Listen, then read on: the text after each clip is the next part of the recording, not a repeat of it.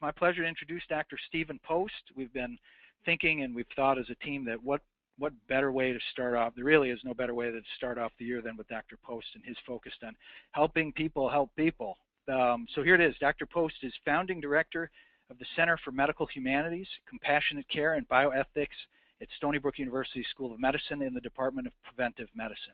He's the author of more than 200 research papers in peer-reviewed journals and many books, including The Moral Challenge of Alzheimer's Disease, The Heart of Religion, and the blockbuster Why Good Things Happen to Good People, and his best-selling book, The Hidden Gifts of Helping. He founded the Institute for Research on Unlimited Love, a nonprofit organization that researches and distributes innovative knowledge on selfless love. There's so much to Dr. Post's story. It's amazing what he's accomplished in his young life. I just invite you to take a look at his bio that we posted on the IPPA website. There's so much more to read. We're lucky to have him with us today. It's my honor to introduce Dr. Stephen Post. Hello, Stephen. Hi, David. Thanks for having me on. Oh, you're absolutely welcome. We're going to switch over to your presentation right now. Okay. And yeah, thank you for joining us. It's a pleasure. Absolutely. Okay. So I'm going to get started. Awesome. We'll proceed for half an hour or so and have a little time for comments and Q&A. It's good to be good. I start off with this beautiful image of the Golden Rule from Norman Rockwell, who spent most of his life in southern Vermont, but then migrated south to Stockbridge, Massachusetts, where the Rockwell Museum is. This is a cover piece from the Saturday Evening Post, no relative, by the way. And you can see, you know, it's not about the very minimalistic do not do unto others as you would not have them do unto you, but it's asking for something more. It's not just a matter of going home at the end of the day and not having elbowed some innocent wayfarer in the ribs, but rather it's a matter of using our creative and moral and spiritual imaginations, asking ourselves, how can we contribute meaningfully and authentically to the lives of others?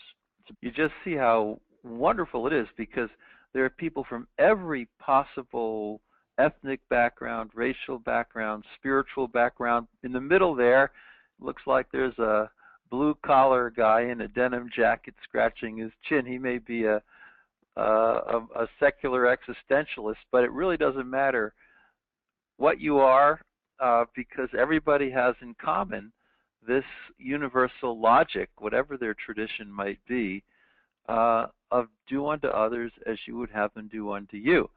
When I look at this, I actually notice, I think I may be attributing here, a kind of serenity or calmness in all of these faces. There is a kind of peacefulness in it that just kind of jumps off the page. So we'll come back to this image a few times in the moments ahead. Happiness. Well, you think about those images on the Rockwell painting, and they're just thinking about doing good in the world. And we do have these wonderful studies, well respected, showing that if you take people into a laboratory and you hook them up to some brain scanning devices, you give them a menu of charities or associations that they might merely contribute to financially, and what happens is that part of the brain, the mesolimbic pathway, gets active. That's the happiness part of the brain, if you will, and it even increases levels of dopamine, which is one of the 4 happiness chemicals. So there you have it. Just by thinking about these things, something's happening. There's an old image here from antiquity. Those who refresh others will themselves be refreshed. That seems to be ancient wisdom, and science says it's so. Well, when I got to Stony Brook, which was in the summer of 2008, I was in touch with United Healthcare, one of the larger managed healthcare systems in the U.S. They wanted to know, well, is all this business about it's good to be good, is it real? Should we take it seriously? So in a very minor way, I was able to consult with United Healthcare, and they did, with their own resources and personnel, a public poll in the United States. This was actually operationalized in the beginning of 2010. It was retrospective. They were asking about 5,500 adult Americans if they had volunteered in the year 2009. Turns out that 41% had in fact volunteered. That's up a little bit because the average is usually about 34 or 33%. Maybe it was because it was the wake of a downturn and people were looking for something creative to do. But it's exciting. The average length of time per year spent in volunteering was merely 100 hours, which breaks down more or less to a couple of hours a week. And then look at all this. These are anonymously presented questions, so there's no particular reason for respondent bias. 89% of volunteers say, well, this improves my sense of well-being. 73% lower stress levels, greater purpose in life. Here you have it. 68% say this makes me feel physically healthier. That's kind of like getting away from white donuts for a couple of days and having lots of protein. You just feel a lot more robust. 96% makes people happier. Now, look, that's really awesome. When we hear these days that affluenza and yet another $200 pair of designer jeans is not necessarily making the late adolescent joyful.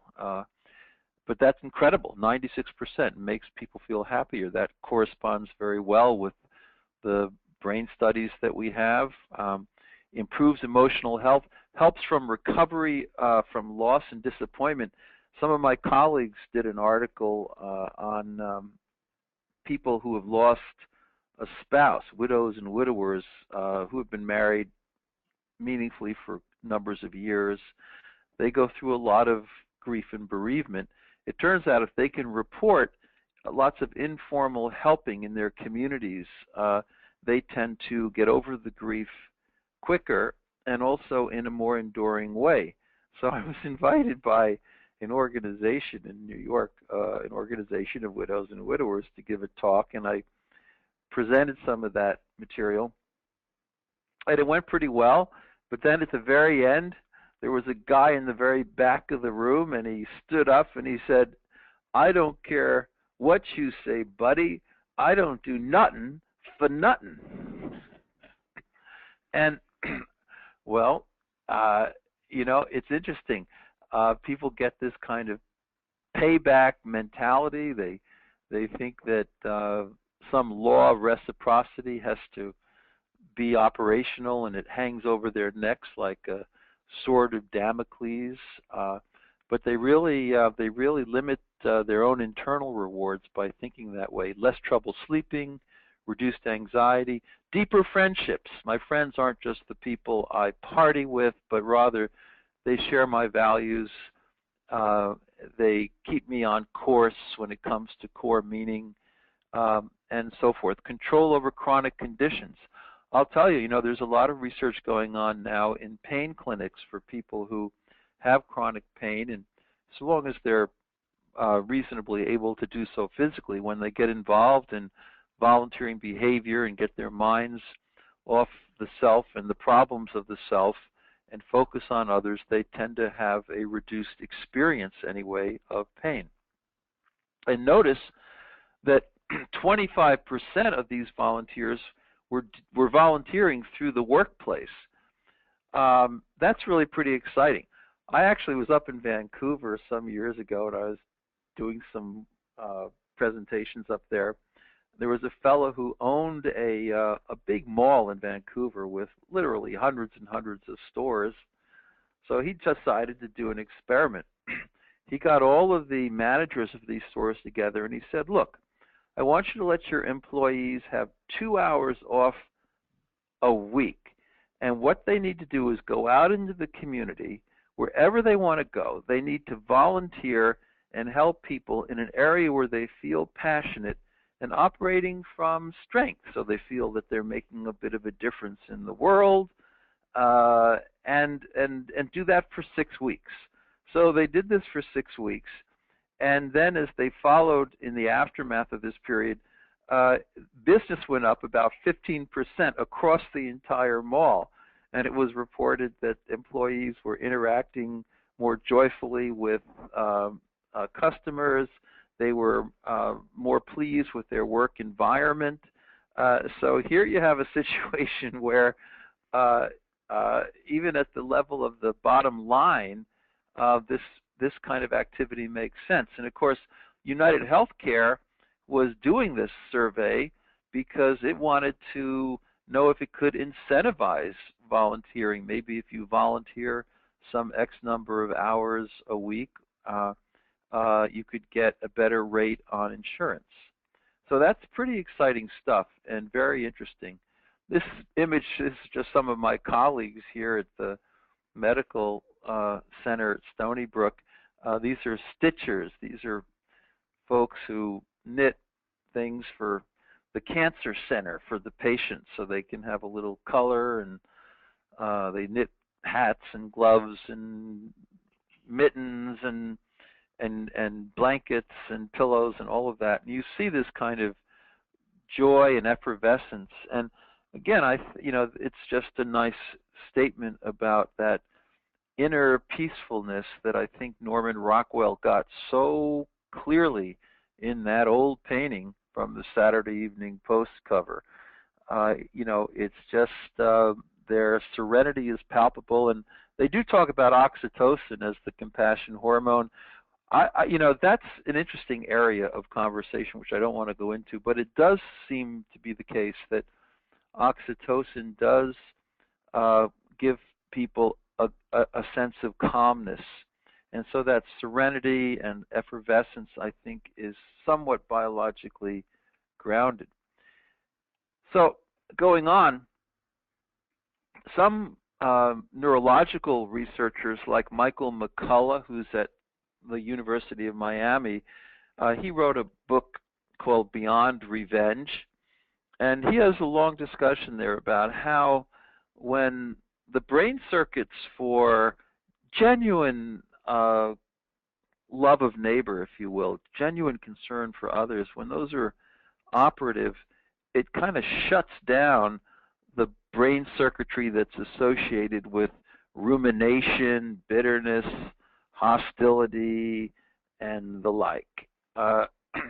So I always noticed over the years that if you get to that passage in the Hebrew Bible, Leviticus, you should love your neighbor as yourself. Actually, what's fascinating is what comes before it.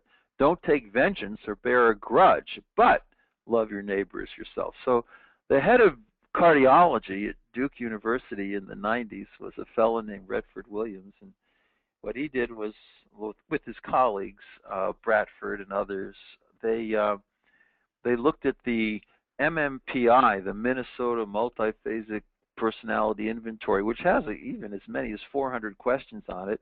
If you're going into psychological counseling or clinical pastoral care or psychology or social work, a lot of fields, you take this and it kind of gives you an inventory of your personality and your emotional repertoire, and where you might want to be a little careful and thoughtful and self-aware and so forth. So what he did was he picked 27 questions from this huge set, and he called this the hostility scale. So quickly angered, easily agitated, unforgiving, uncaring, ruminating, bitter, and so forth, etc. And what he did was this has been around for a long time, since the late 1930s. So he looked at people who took this test in 1950 when they were 25 years of age, and then he looked at their physical state when they were now 50 years old, and it was 1975. All this is very retrospective. And what he discovered is that the high quartile hostiles had a death rate of 20%. So 1 out of 5 of the high hostiles were dead, mainly of vasculature disease. And the low quartile hostiles had a mortality rate of a mere 2%, which is almost nothing. So suddenly American cardiology changed dramatically, because when I was a boy growing up, they said, well, if you have a type A personality, if you're running from point A to point A to point B doing a New York strut, if you're multitasking, which I do all the time, you've got a problem. Of course, they said, anger is another issue, anger management. Turns out that really the key thing is this hostility factor. So if you are driving down the road and the person in front of you has the audacity to slow down at a yellow light, and you fall full-chested on your horn and scream out an expletive, then you got a problem. But I think it's very interesting, and this kind of thing has been replicated in different sorts of methods and designs. But it does seem to be the case that if you're struggling with bitterness, I don't really believe, I have to tell everyone, I don't believe too much of the forgiveness research, because when you really have been harmed and you're innocent, forgiveness is not a routine sort of step-by-step affair. In my own life, the couple of times I've experienced real difficulty, what I've done is I've just focused my mind on helping some meaningful constituency, and I've had confidence that with time I'll be able to come to a more mature perspective on whoever this perpetrator might have been 5 years ago or 4 years ago or 10 years ago, that time would ultimately be on my side and I could reframe. So I think there's really something to be said for thinking about authentic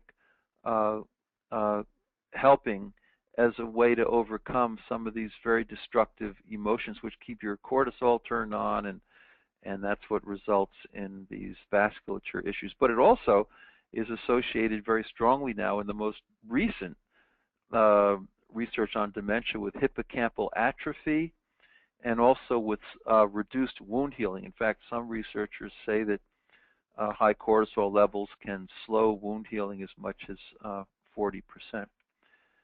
Kids, you want to try to acculturate young people to helping activities early in life. There is this study that Paul Wink from Wellesley and his wife Michelle Dillon from the University of New Hampshire did. They published this book in the course of a lifetime with the UCal Press in 2007. They went back and they looked at this prospective longitudinal research study that began in the Berkeley area in the 20s, where the researchers looked at 300 preteens, which pretty much means 12-year-olds, and they asked them, what rocks your boat? What makes you tick? And about a third of them said, well, I like to use my talents. I want to use my gifts to help other people. And then they followed these preteens for many, many years. Every 10 years, a team of psychologists and survey researchers would approach them, and their medical records would be reviewed. Turns out that the 1/3 who had this helper's purpose earlier in life, they were protected from depression and a number of physical illnesses, including heart disease, by the way, in mid and later life. And now, from what I'm hearing, they're looking at, well, okay, so who's still alive? Because they're well into these subjects are well into their 90s, and about 2/3 of the ones who are still alive come from the 1/3 who is 12-year-olds had this attitude of, well, I want to do something good for others with my gifts. And I don't have a model for it. I'm not trying to make any strong claims here. I'm just saying maybe it's just that they were more reputable, they had better CVs, maybe they got more opportunities, maybe they were able to be more successful as leaders and earn more money. Who knows? But the point is, whatever your read on it is, there's something about getting younger people involved in this kind of behavior that sheds a kind of protective halo that seems, with exceptions, because these are gross generalizations, to follow them their whole life long. That's my son Andrew, who was then probably about 11 years old, graduating from a school in Shaker Heights, Ohio. I just throw that in.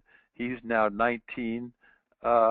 It's easy to conceive a child unless you need IVF. It's not so easy to bear a child and bring it to birth, but the greatest challenge of them all is to raise a caring child. And as Paul Bloom has pointed out, from the Yale Child Studies Center, his new book, Just Babies, is a pretty good book, I think. Not awesome, but pretty good. He points out how toddlers do have these pro-social, empathic, compassionate capacities quite early in life, even in the first year and 18 months. And the question is, what buttons do we push? So these are lymph notes.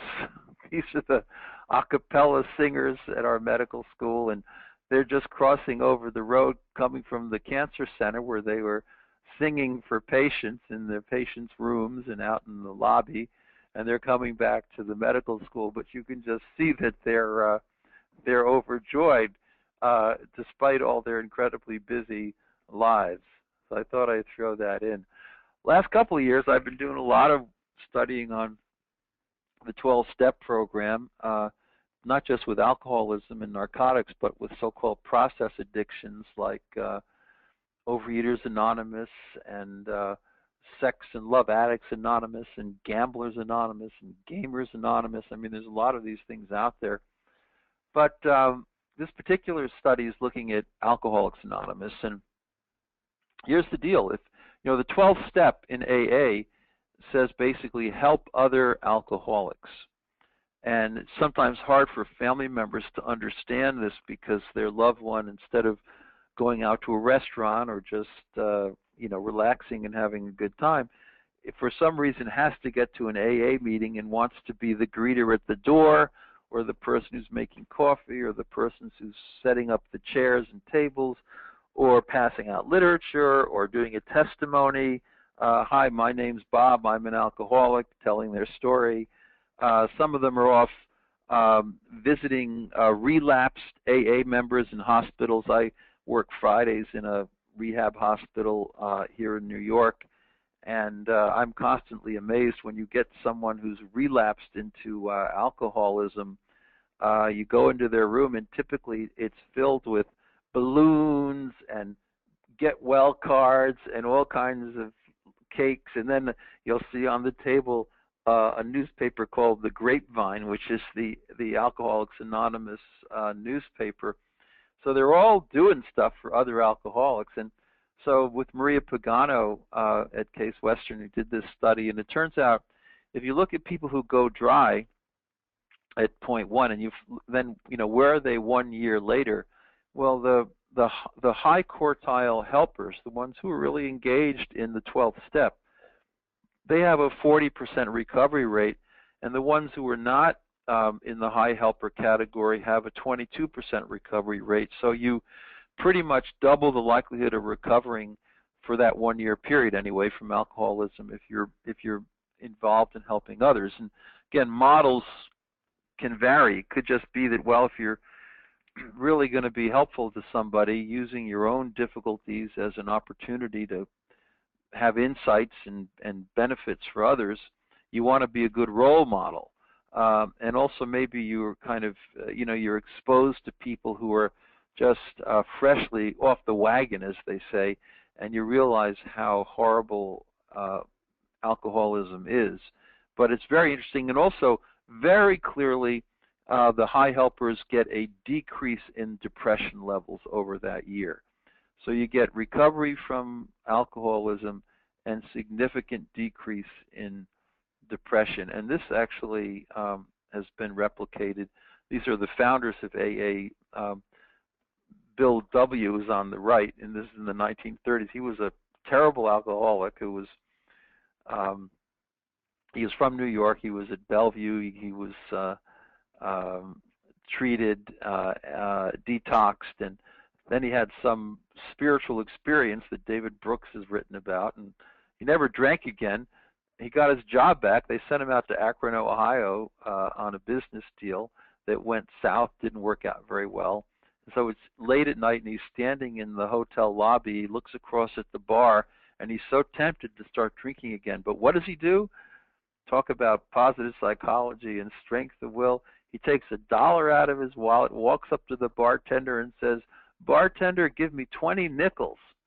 And he takes the nickels to the telephone booths in the lobby, and he calls all the ministers and rabbis who are listed on the wall, and finally he gets to number 19, a Reverend Tubbs, and he says, "Look, this is the weirdest call you've ever gotten, but I'm an alcoholic, and I know I'm not going to get better unless I can find another alcoholic to sit and talk with and help, not tomorrow, but tonight." So this Reverend Tubbs said, "Well, I know just the person for you, Dr. Bob." And Dr. Bob was a terrible alcoholic surgeon at Akron General Hospital. The two got together that night, and they spent 3 days together at Stan Hewlett Hall in Akron, where Henrietta Seiberling of the Firestone family let them have the opportunity to really develop the 12 steps. And it was when Dr. Bob decided that he too could only recover by helping others that he had his last drink, and that's the date where AA was actually founded.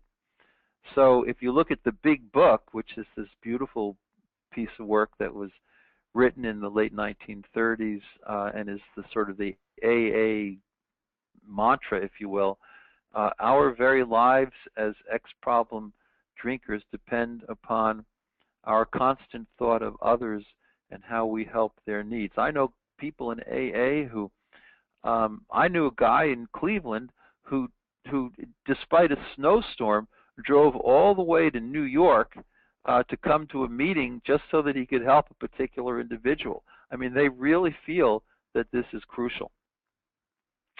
If you look at clinicians, one of the ways in which burnout is avoided is people are able to say authentically connected with this more compassionate, helpful side of their natures. This is Dame Cicely Saunders, who founded the hospice movement worldwide. She actually founded the first hospice in London at St. Christopher's. And I had a conference at MIT in 1999 on empathy and altruism, and she was one of the dinner speakers, and she said, I'm 83 years old. I still go into St. Christopher's in the morning, and I change bedpans, and then I sit on the end of beds, and I just listen to people who are dying talk about their lives and tell their stories, because that's what makes them feel loved. She said, I can never retire. She was so effervescent. She had this combination of positive assets: joy, hope, effervescence, inner freedom, persistence. And, she trained all the leaders of hospice organizations across the Western world. She died about 7 years ago. Amazing life. So again, someone who flourished in this way. And if you look at these articles in the New England Journal and elsewhere, clinicians who are dissatisfied with medicine typically point to the inhibition of empathic connection, and they're protected against substance abuse, suicide attempts, and so forth when they are in fact involved in the real core of care in the basic sense. So I work in a medical school, so I think of care, in one sense, medically as an external activity. You want to do your intervention rightly. You want to be competent and well trained. Then there's cognitive empathic care. We teach students to say the right thing, ask the right questions, but it's not very deep. When you get patients who are really suffering, they want something more affective. And then compassionate care, we call the amplification of empathic care under conditions of suffering. But it's very clear that so long as people recognize boundaries and have balance in their lives and know when to step back and to entrust to others and their colleagues, that when they stay in touch with the real heart of it all, they tend to do better. Depression, well, this is a study I pointed out earlier about older couples and bereavement. If you look at this wonderful piece that was 5 years ago on the cover of the New York Times from the UK Foresight Project, that's about 400 leading British scientists, many of them epidemiologists. They wanted to know across the UK, in suburbs, cities, rural areas, what seems to contribute most to lower depression rates and higher well-being. And one of the 5 factors was giving to neighbors and communities.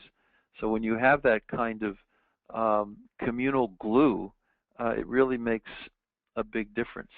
I have spent a lot of time, because I know friends there and have been on the board of Hopewell, which is one of about 40 therapeutic farm communities in the U.S. for people with schizophrenia. In fact, this one, Hopewell, is in Mesopotamia, Ohio, not too far from the Pennsylvania border. Hopewell.cc. It was founded about 30 years ago. And the idea, for people with schizophrenia is to involve them in helping activities. So without being coercive, but rather through really building community and commitment. Everybody's, I went out with them just 3 months ago. I was doing a talk at Hopewell for the staff. They raise their own chickens, so they go out and get their eggs from the chicken coop.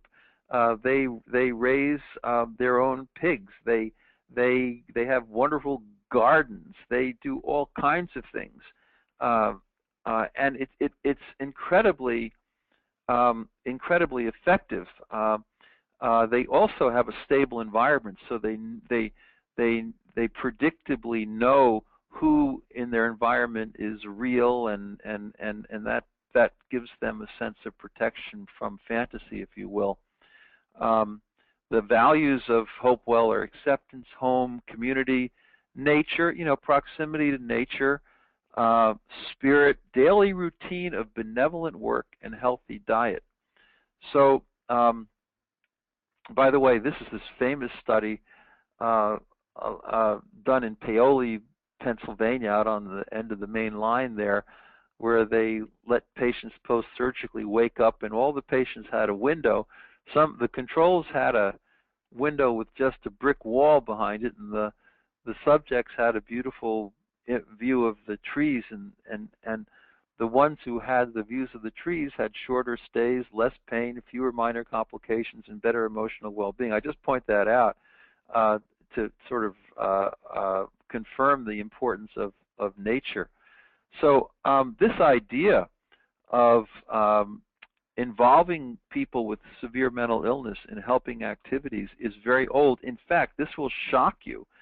This is how the American Psychiatric Association was founded, because what happened was you had this so-called moral treatment movement. The Quakers were really big in this in Philadelphia, but in the 1860s and 70s. So instead of having people with depression and schizophrenia chained, left in the cold basement in the winter, otherwise made as uncomfortable as possible, because people still believed Newton's idea that somehow mental illness was caused by a slowing of bodily fluids, and if you made people uncomfortable, you would speed the fluids up, and hence you would help them.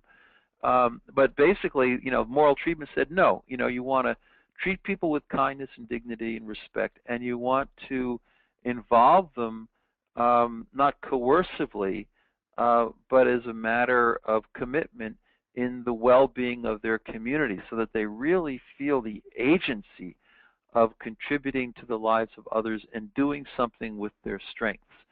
So what they did was at all the 6 sister asylums on the East Coast, Philadelphia Asylum, McLean in Boston, the Institute for Living, which is in Hartford, Connecticut, originally the Connecticut Asylum, this worked great. They hired Olmsted, who designed the grounds of Central Park in New York City, to design these wonderful sweeping hillsides, and it worked great. People were milking the cows, they were baling the hay, they were harvesting the grain, and the outcomes were really pretty astonishing. So that idea has a long history, and it really lies at the very root of American psychiatry, because the organization that preceded the APA was actually founded by moral treatment Quakers like Thomas Scattergood and Kirkbride in Philadelphia. So this is serious business. Patient outcomes, well, I'm not going to go into this too heavily, but I will say that when patients feel that they're treated compassionately, they tend to divulge more information about themselves, and you get clearer diagnosis.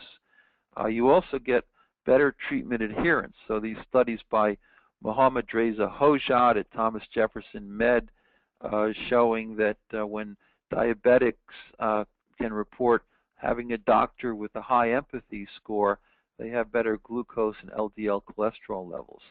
So this is really, about love and care and what we can do for others. There's this little line from the poet E. Cummings: we do not believe in ourselves until someone reveals that something inside us is valuable, worth listening to, worthy of our trust, sacred to touch. People don't care about themselves that much. My gosh, I'm astonished. It's so hard to get people to change their behavior. I'm a faculty member in a department of preventive medicine, and let me tell you, this requires some pretty unique skill sets. People just don't care that much about themselves frequently, and the key variable is whether they feel that someone else thinks that their life is meaningful and doesn't rest on some cosmic mistake. So this is really, really important in therapeutic environments. I'm not going to talk about the McClellan studies. This has been replicated, but it's not a full story. It's sort of sporadic science, but just showing that there are increases in salivary gamma globulin A in people who are viewing images and movies of rich, compassionate, helping behavior. For older adults, this is actually very conclusive now. There's about 8 good studies from high-level universities. They follow older folks, sometimes from age 60 to 80, or 65 to 85, or 55 to 80. It's some variation.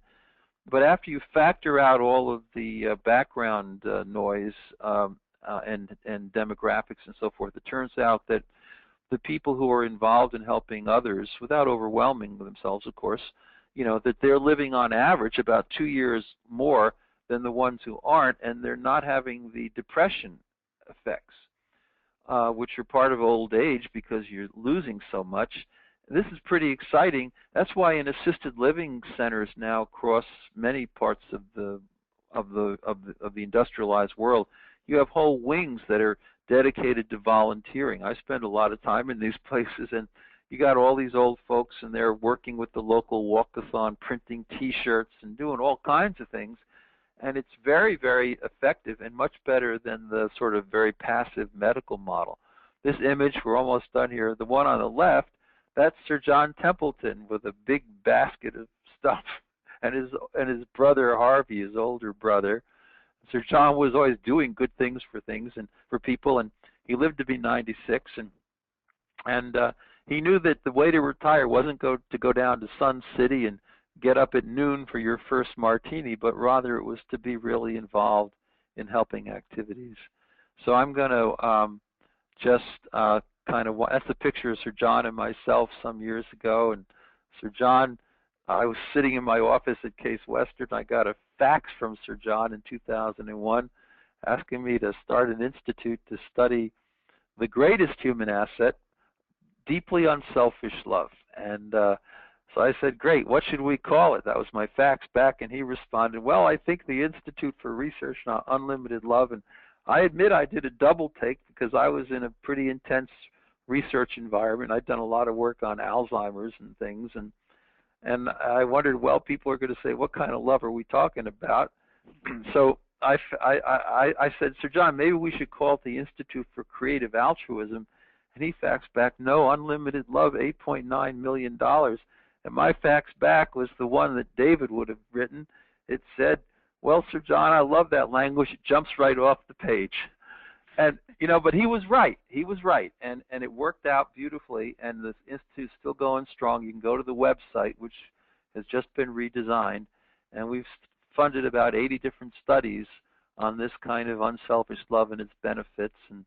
And I've been able to talk about it in books and all kinds of places. And it's been the joy of my life.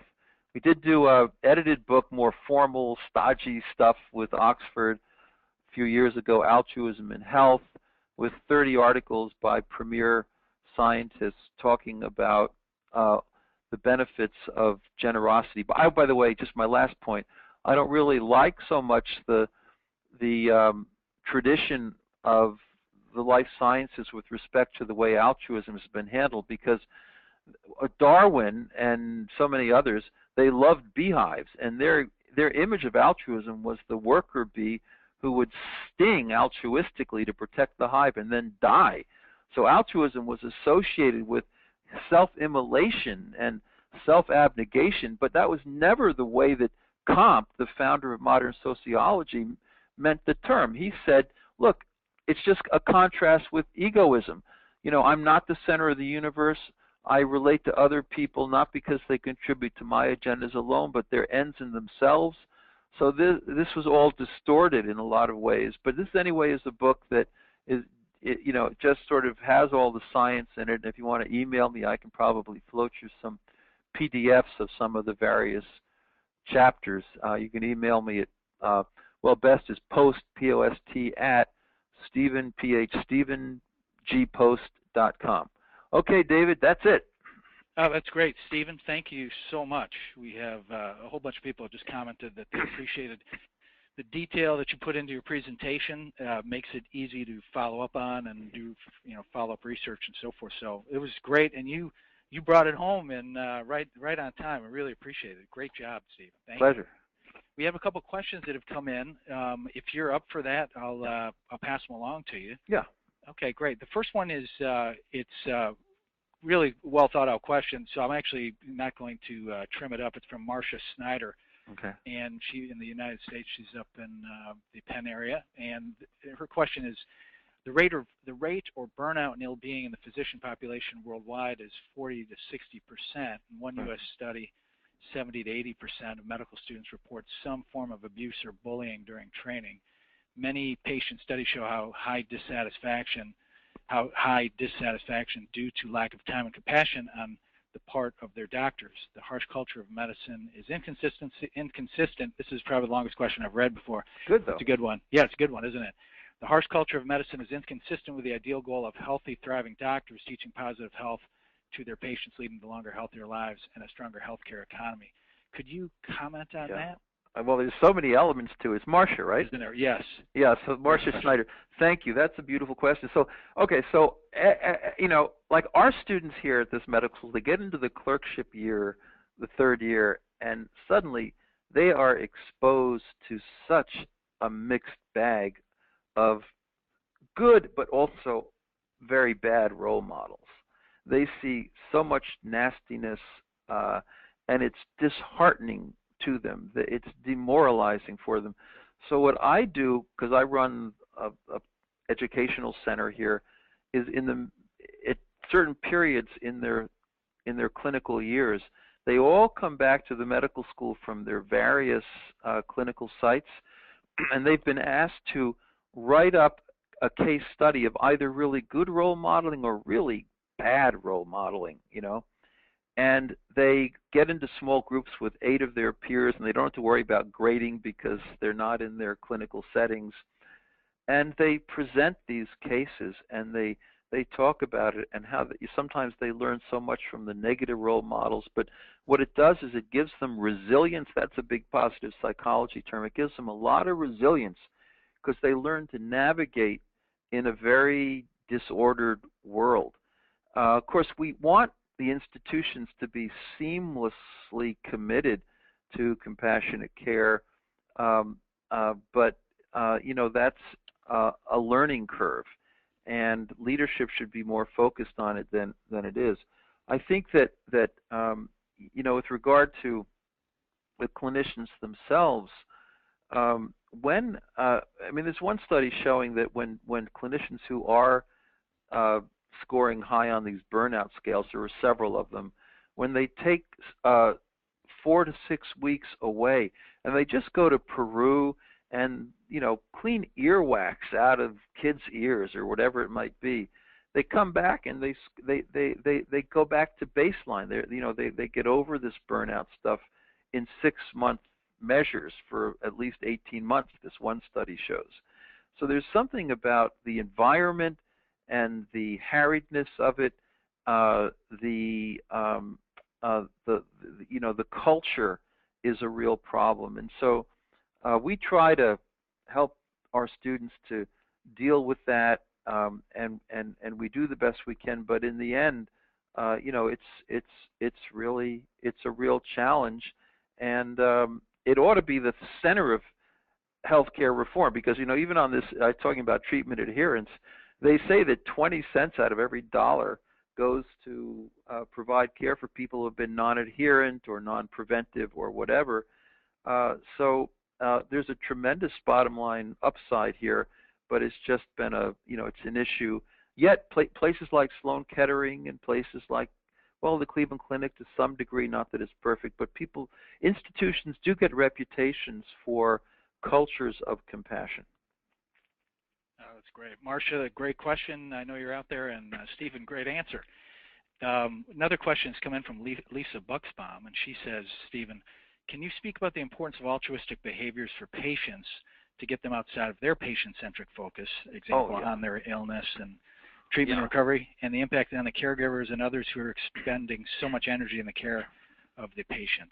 Oh yeah. Well, so I'm an advocate of, there's different models of clinical care. I'm into relationship-centered care, which Tom Inouye kind of fostered before he went to the Fetzer Institute.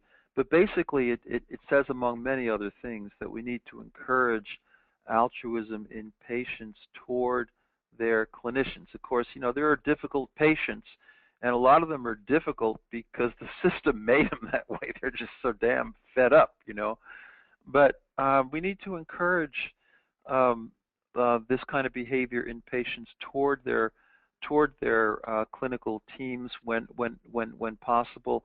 Also, if you look at the literature on cancer survivors, I used to run survivor groups in Cleveland. I was at Case Western Med for 20 years, and I used to Wednesday nights run a survivor group, and I'll tell you, they all were saying that they found the greatest meaning in those groups because they were bringing their wisdom, their experience to helping others.